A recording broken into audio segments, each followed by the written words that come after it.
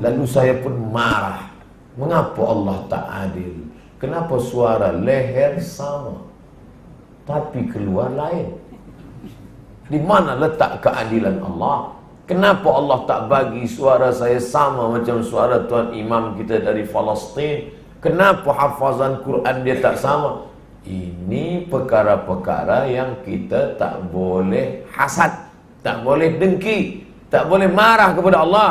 Percaya kepada takdir baik, pada takdir buruk. Ini dibagi kelebihan suara, ini dibagi kelebihan harta, ini dibagi kelebihan ilmu, ini diberi kelebihan kuasa. Pada nabi-nabi itu semua adalah contoh.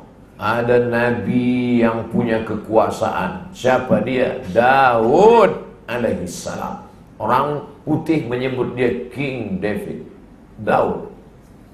Daud meninggal, anak dia lagi King Solomon, Sulaiman alaihissalam, raja di raja yang menguasai timur dan barat. Tapi ada pula nabi itu yang tak ada kuasa, sakit sampai berulat kulitnya. Nabi Ayub alaihissalam. Ada pula nabi itu yang tidak ada kuasa tapi dia handsome luar biasa, Yusuf alaihissalam. Macam mana handsome Nabi Yusuf? Orang yang buruk duduk dekat Nabi Yusuf ikut handsome.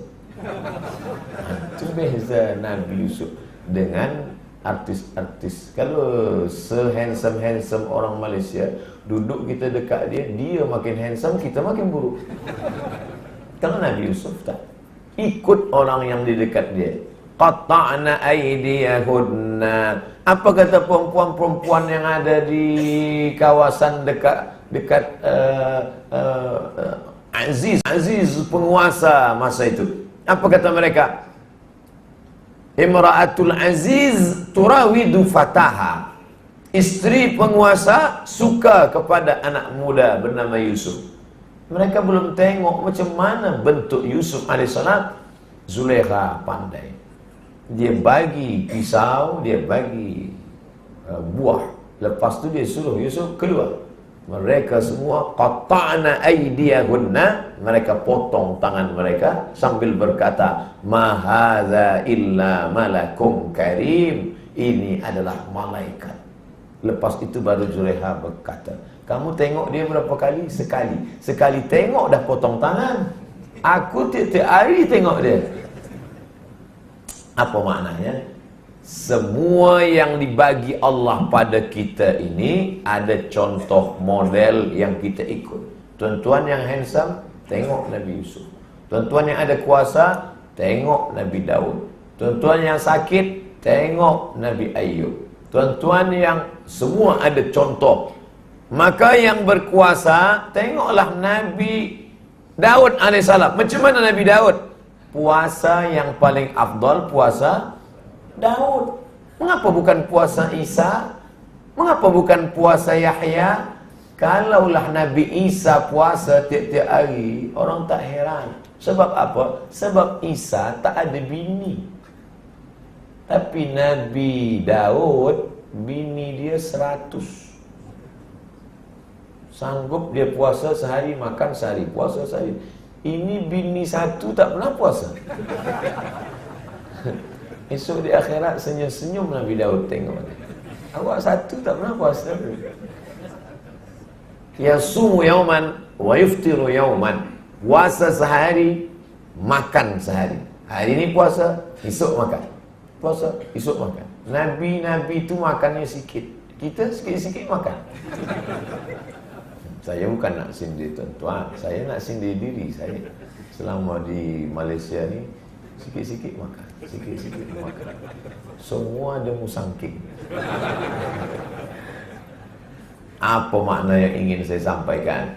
Bahawa orang menjadi baik kerana keyakinan, kerana akidah. Akidah inilah yang kita tanamkan pada diri anak-anak kita.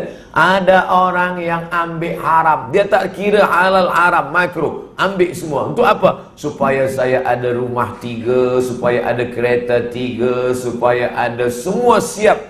Supaya apa? Supaya anak tak susah. Ustaz, anak saya ada 3.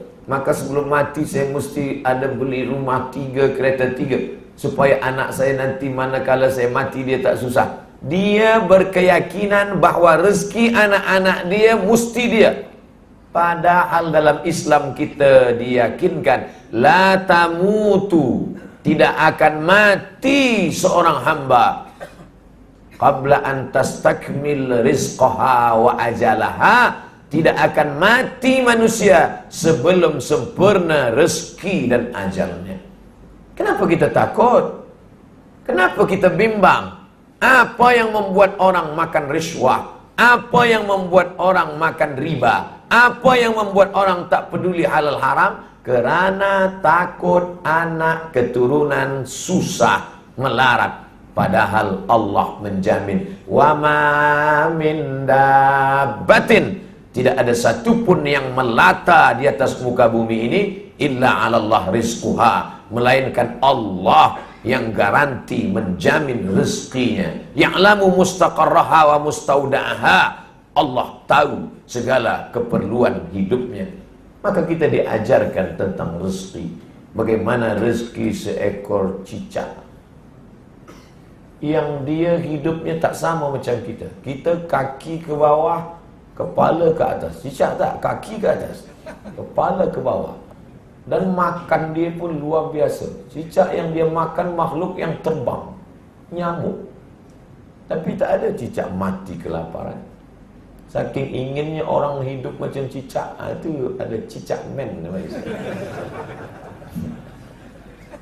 Apa sebenarnya yang diingin diajak? Cobalah renung saja. Kita kalau nak merenung tak perlu kita renungkan makhluk yang jauh-jauh. Coba tengok cara Quran mengajak kita merenung. Afala yanzuruna ilal ibili kaifa khuliqat.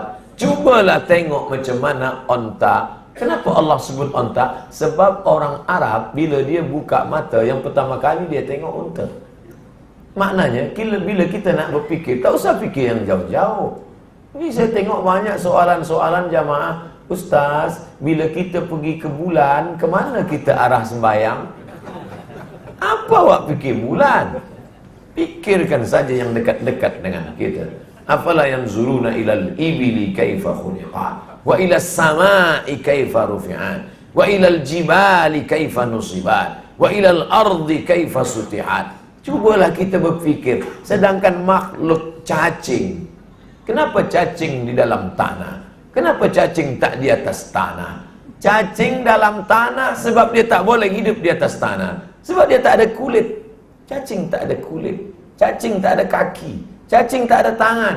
Cacing tak ada mata. Al-Jahiz, peneliti cacing, dulu sebelum zaman moden, dia dah tulis dalam kitab dia, cacing tak ada mata, tak ada kulit, tak ada kaki, tak ada bulu, tapi dia tetap boleh hidup. Apa makanan cacing? Nanti bila ada orang bertanya, Ustaz, apa makan? Awak lah.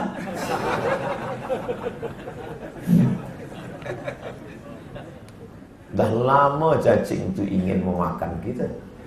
Bila kita berjalan, lalu cacing-cacing di bawah. Sedapnya. Inilah makanan saya. Hari ini Allah masih bagi kita hidup, jantung berdegup, darah menyembur, maka otak kita hidup. Otak ini hidup sebab ada darah. Darah datang dari mana? Daripada jantung. Jantung berdetak berdegup. Siapa yang membuat dia bergerak? Allah. La tataharraku dzarratu illa biiznillah. Satu biji benih sawi, satu zarrah pun tak ada yang bergerak kecuali kuasa Allah Subhanahu wa taala. Tanya doktor-doktor, doktor, kenapa kita hidup? Sebab otak hidup. Kalau darah tak menyembur ke otak, kita mati sebelah. Kenapa darah mengalir ke otak? Sebab jantung berdetak. Jantung berdegup menyemburkan darah. Kenapa jantung berdegup? Dia tak boleh tahu. Jantung yang berdegup mesti diisi dengan kalimah La ilaha illallah. Itu maka orang berzikir, dia goyangkan kepala ke jantung, La ilaha illallah, La ilaha illallah. Itu bukan saya goyang aja. Banyak orang berzikir La ilaha illallah. Kenapa kau goyang? Aku tengok orang bergoyang, aku goyang. Allah bagi kita kekuatan hari ini. Yang membagi itu Allah.